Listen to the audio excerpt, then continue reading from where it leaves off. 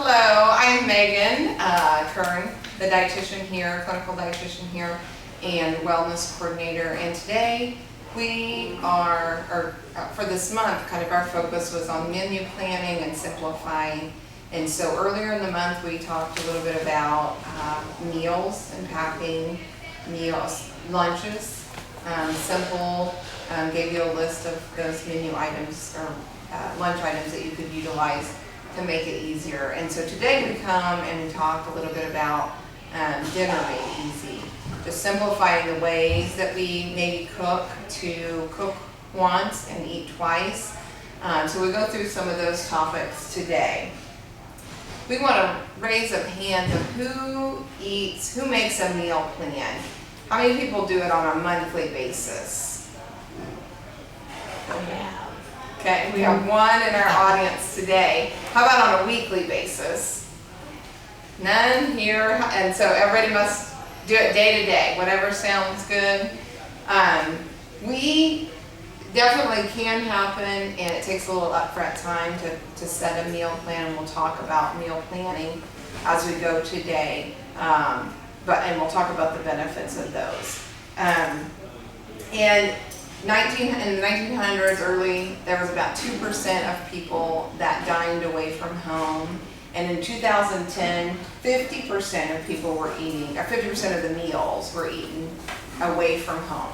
So 1 in 5 breakfasts generally come from McDonald's or a similar restaurant. And family meals are three or less times per week.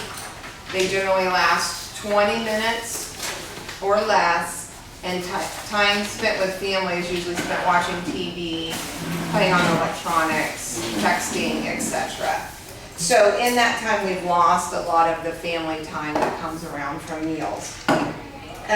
Research shows that regular meals, they do better with their grades, they have a healthier relationship, staying out of trouble. They're 42% less likely to drink, children, 42% less likely to drink, 50% less likely to smoke, and 66% less likely to partake in drugs, drug activity. It also helps girls or children from eating disorders and childhood obesity. So we want to focus in on just taking a little time, and a lot of what we talk about today is putting a little time at the front and making it easier in the long run to help get those meals back around the table together as a family, or just to have something nutritious on your plate as well. So we talk about, what are the benefits? The benefits are definitely budgeting.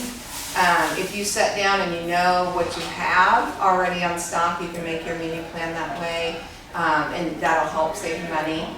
You can also then avoid, I know that if I just need 1 or 2 things for baby supper, I generally don't just walk out with 1 or 2 things. I generally walk out with 3 to 4 or more items. So if you think about, you have to run, like tonight spaghetti, but I don't have any spaghetti sauce, so I have to go get spaghetti sauce, and you might grab something else. And tomorrow night is maybe meatloaf, and well, I don't have breadcrumbs or ketchup to go with it, but I have everything else, so I'm going to go ahead and stop and get those, and you grab a couple more things. So you can see how it adds up throughout the week, that you can definitely grab lots more. Or you can also, it may be a case of, I'm pretty sure I have enough ingredients, but I'm not 100% sure, so I better stop and get it so I make sure I have all that. So budget. Time definitely saves on time. You've thought about it, you know what you're going to do, you don't have to. I know that going home, if we don't have a meal plan, I'd spend a lot of time trying to figure out, well, what can we have? And we moved further out of town now, and so to go into town is close to 10 minutes and back. So I could definitely spend close to 30 minutes making a trip into town to get something that I may or may not have at home. And then just helps with your organization, just knowing what you're going to have. It takes away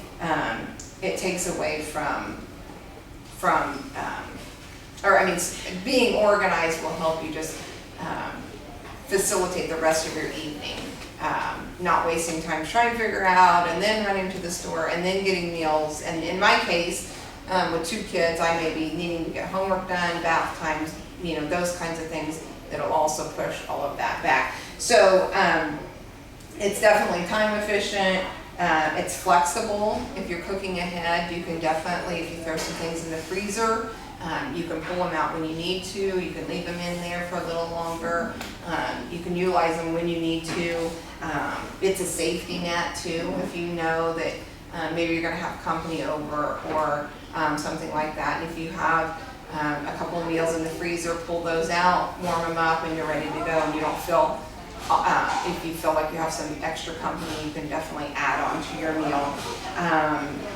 And also think about being generous. You can take that time. If you have a couple frozen meals in your freezer and you know of a family that maybe there was a funeral or an illness or a surgery or a new baby, those would be great times to grab a couple of your freezer meals and take those over to a family that may be able to utilize those a little bit better.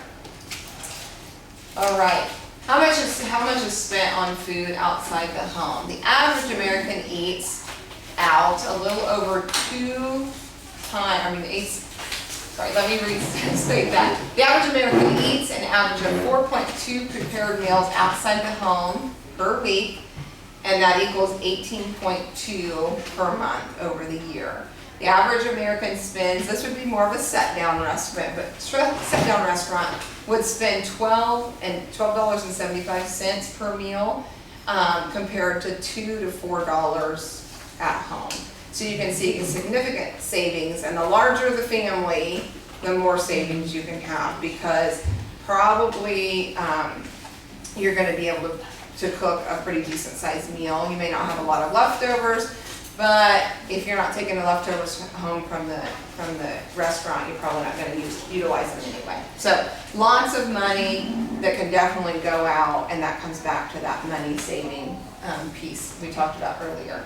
So saving time and money starts with a meal plan. Absolutely. I know I've told you guys before, but our number one key thing that Jennifer and I talk to our patients about are planning ahead.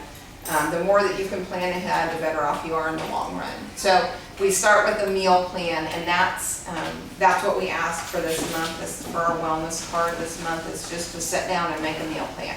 It does not have to be perfect, but we want you to think about what you are going to do for your meals.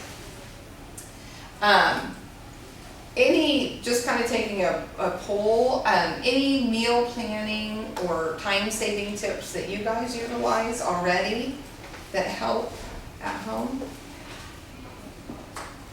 I use the sale flyers. I lay them out and see what's on sale at what store, and I plan my meals around the sales. Yep. So loss leaders on the front page. Like, for example, I bought bacon for $1.88, and I bought 12 packages for BLTs this summer, and so anyway. Yeah, definitely saving money. Yeah. Looking at the ads, planning your meals around that. Especially things like that you can throw in the freezer will definitely help save some money. We're going to go through, and I'll give you some of the tips that I utilize to help with menu planning and time saving tips. So menu planning tips. Planning is essential. The more time you put ahead, the more time you can save in the long run. Make sure you have healthy foods on hand. If you kind of think about your meal plan, picking a lean protein, vary your vegetables, and then look at your complex carbohydrates. You can throw fruits in. They can be with your meals, they can be with your snacks. However you prefer to do that, it is up to you. But that would be something. But an easy, just a very quick pattern that you could follow is a lean protein, a good source of vegetables, trying to make them non-starchy, because you would put your non-starchy vegetables in your complex carbohydrates. So some good whole grains, whole wheat pasta, brown rice, tortillas, those kinds of things would fall into there. You can also utilize, if you'd like, you can cook every night for 2 weeks, making a double batch.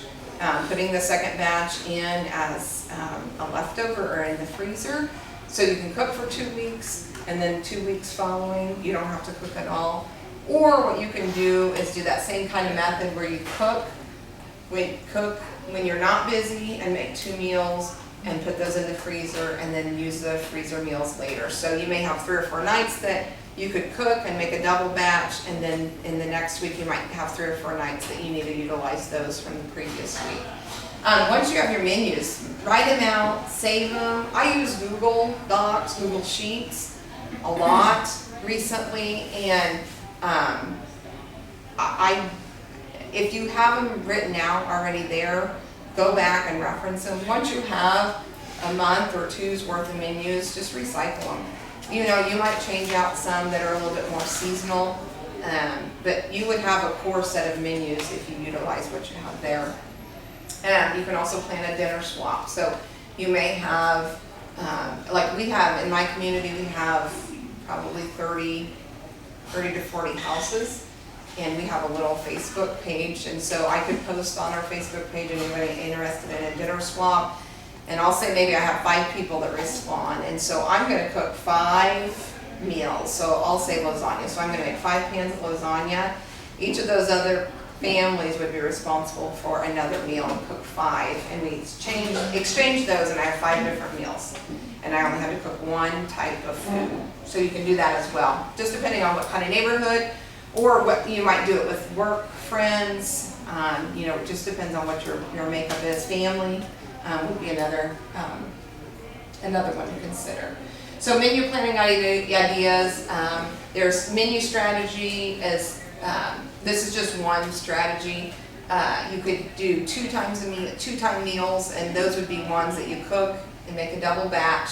And so you eat one that night, again, referencing the lasagna, so you make 2 pans of lasagna, one's for that night, one you're going to put in the freezer and you can utilize that later. And then one night might be, so this would look at your menu plan for the 7 days. You might have a crock pot meal one night. You might have 30-minute meals that are fast and easy. You might have a list of these. And then the other night might be just fun, it might be complicated, it might be just really dependent on your schedule. So you can kind of utilize those. And one of the sites, the lady had like 2 time meals a week, 1 crock pot, 1 30-minute, and then 1 other. So you can kind of have those. You can also go off of a theme where every Monday you have Mexican, every Tuesday you have Italian, every Wednesday fish, and so on. Asian, comfort food, grilled, fast and easy. However you want, and you can set them out. I don't usually like the same thing every week, but that's definitely easy to do. You can just change out every Monday is Mexican, and so you can utilize 3 or 4 or 5 or 6 Mexican dishes that you can rotate through on Mondays. So that's a very easy as well. So this is my September menu, and that's one of the handouts, and I'll also put it on our blog. But this is just a month of menus. I have been, for quite a while, I do a weekly plan. And for this project, I did a monthly plan, and it didn't change anything, but it also helps you see how you can utilize what you have. So what I did, or what I have, and again, it takes a little bit of time, but it's there, it's in a Google Drive, so I can utilize it anytime or anywhere that I want. But I list all of my foods, all of my recipes that we may utilize, that my family likes, wherever they may come from. So I have them listed with the menu item, the type, the source, so I know where to reference those. And then the ingredient. I'm going to build on this. It'll probably be something we share later, but I'm going to list all the recipes right there. So what you could do is, if you have this set up, you just click on the recipe and you know what you need. So having it all in one spot will definitely help. But you can go through then and take, if you want beef, they're categorized per the main ingredient. So if I want a couple beef options, I'll plug those in, then plug in a couple fish, poultry, sandwich soups, however you have it broken down, you can plug those in and utilize those. You also can then utilize the monthly menu. And so you could say, okay, the beef chimichangas, so there's two options there. The beef chimichangas can be made and put in the freezer. So maybe you make, that would be a two-time meal one, where you make beef chimichangas to have that night and then put some in the freezer for another night. Or it could be that you pick out the nights that you need ground beef made and you make those, freeze those and put those in the freezer. So you could put beef chimichangas, all you'd have to do is pull out the frozen ground beef that you've already cooked, put in the other ingredients, roll them up and make them. Same thing with chicken. There's several times where I have chicken. So grilled chicken and a Cobb salad. Let's see, there's another sandwich. There's a grilled chicken breast and a pasta salad. So any of those times you can again grill them ahead of time. This would be the first time it shows up through the month. So I grill chicken that night for the night and then pick out the other times I have it that month, freeze them, pull them out when you need them for the grilled chicken breast and a pasta salad. So you can identify, you can make your pasta ahead of time, you can make your rice. You can also do it if you're just looking at the week and identify. You could also set it up where you have 2 ground beef menus that week, and on Sunday you make 2 pounds of ground beef or 4, however many your family utilizes, and make them for the week and whatever you can make. We were, for fair week for my kids, I needed to have some quick and easy meals that we could eat in between, rather than utilizing the concession stand. And so I did our ground beef menus, and we had pasta one night, we had tacos one night, and so I made up the ground beef for that. I made up the pasta and had those in the fridge and just pulled those out and just had to warm them up. Very simple, but those are things you can utilize at home. That was just a very time-saving thing we utilized at the fair. So utilizing a whole month will definitely benefit there. Again, if you only do a week at a time, then put a piece of paper or put a whiteboard on your freezer. Write down what you put in there so that next week when you make your menu plan, just pull out, oh, I have chicken already. Okay, we can plug in, grab your menu items and what kind of items do I have that we have chicken that we can utilize from chicken. So you can do that as well. This will be on the blog. There are 4 methods of cooking once and eating twice that we'll talk about a little bit more in detail. Repurposing leftovers, planned freezer meals, batch cooking, and then grouping meals. So we'll just break those down a little bit. So repurposing leftovers simply means you're just, you might make tacos one night, but then you can utilize it for a taco salad, just however. So making food and then making it into a new meal. Grilled chicken could definitely go into a salad or a wrap from the night before. Black beans could be made into a bean dip. So just looking for ways that you can rather than having the same old thing. So maybe you have pot roast, Sunday night pot roast, and that really doesn't sound good for leftovers for 3 or 4 meals. So you might shred that and make that into some chimichangas. So redoing what you have for leftovers. So purposely making leftovers and then finding a new plan for those. Planning freezer meals. This is probably one of the most time-saving tips in the long run, but again, right up front will take some time. So spend some time up front prepping and freezing meals for future use crock-pot meals, casserole soups, stews. Those all make good freezer meals. There's tons and tons of recipes online that you can utilize from online, or you can use your favorite ones. Sometimes I'll just check and see, what the ingredients are to see if they're okay in the freezer. So you can make two times the meal comes back to this one. One for supper that night, then freeze the rest. Just some very simple supplies that you could utilize or that you should have on hand. Some freezer bags. The ones that are labeled freezer bags are a little thicker. They're going to help keep your food fresh longer. Some disposable pans are also handy to have, so if you're making that lasagna, having some disposable pans that you can utilize. You don't want your metal pans in the freezer for long. Some parchment paper, just to help. Some foil and some permanent markers are all some very simple supplies that you keep on hand and it'll make your meal planning. This would be another good thing that you could get together. A couple friends and I used to get together and we'd each pick 2 or 3 recipes and we'd make those, and then so we'd have several freezer meals as well. Share the workload when you're doing those. Packing for success. So you want to make sure that when you make these freezer meals, they're not getting freezer burnt, they're not getting extra air in them. You know, they're good and fresh and ready to utilize when you get there. So air is the enemy. You want to make sure that you're getting all the air out. You can definitely, you know, just get as much out. This is just a bag with a little bit of meat in the bottom. So you can, you know, squeeze it up and get that air out. One tip that we found, or that I found while getting this ready, is a water immersion. And so you're going to close it most of the way, dump it in the water, and you want to get it completely down, almost where the whole thing's covered except for that little opening. And then you're going to finish sealing that off. Maybe. Okay. So the water, sorry.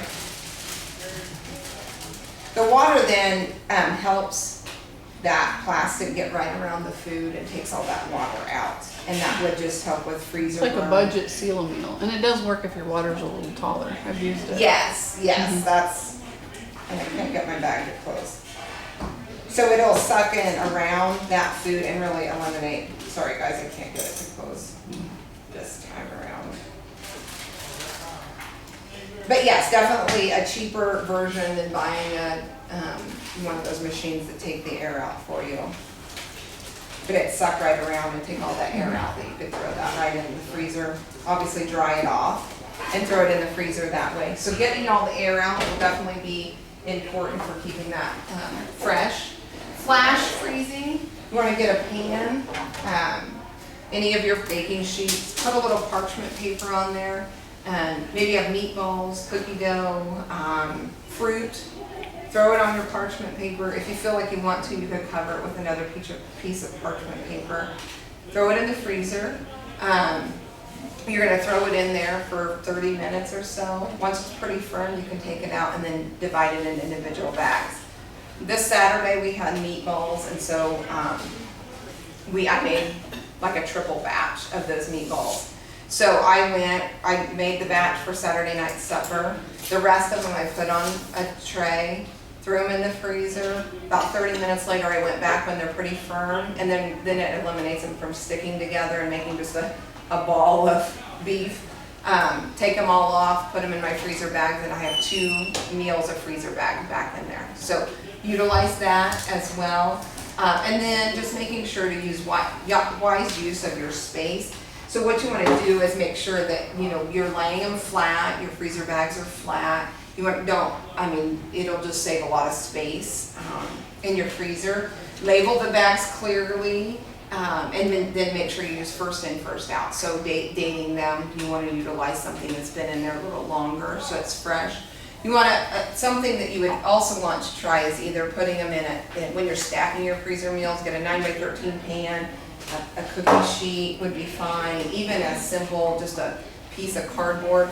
You want to avoid having them where they freeze around the shelf, the freezer shelf. So if this happened, then you would have a hard time to be able to utilize this meal, I'm afraid, because the bag will probably rip and not hold up real well. So just making sure to put them until they're frozen, and then you can certainly take out your pan, or if, like I said, you could do something simple as a piece of cardboard, and that would help as well. Okay. The next one is batch cooking, and that's that extra, just like I was telling you about the meatballs. So we can definitely combine methods, but double or triple a main ingredient in a meal and then freeze it. Things that are definitely good that you can make ahead breakfast, muffins, pancakes, waffles, breakfast casseroles. Make those extra on the weekends. If you make a nice big Sunday breakfast, make extra of those and you can heat those up throughout the week.